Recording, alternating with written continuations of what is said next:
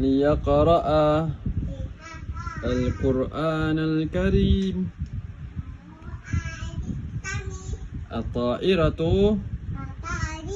تطير الآن فوق مطاري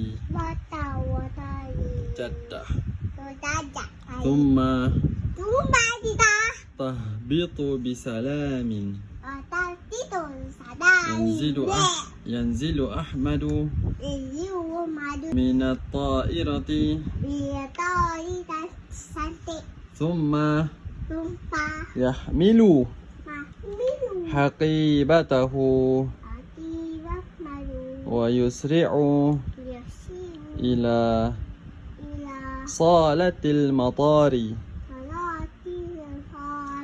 Mantap kak. Okey, Ahmad daripada Malaysia, dia bermusafir ke Mekah Al-Mukarramah untuk mengerjakan umrah. Sampai Ahmad di awal pagi di airport. Lepas tu manakala at-ta'irah, kapal terbang tu lambat. So zahaba, lepas tu Ahmad pergi ke bilik ataupun ke ruang rehat dekat airport tu, dan dia duduk sambil dia menunggu kapal terbang untuk datang daripada Jeddah.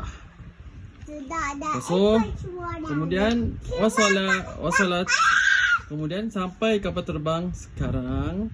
Ibtada Ahmad memakai malabisa, pakaian ihram, wa asra'a ila matar, dan dia bergegas ke kapal terbang.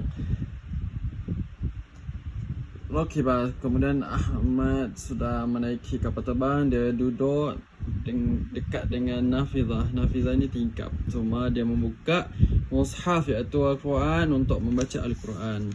So kapal terbang pun terbang sekarang.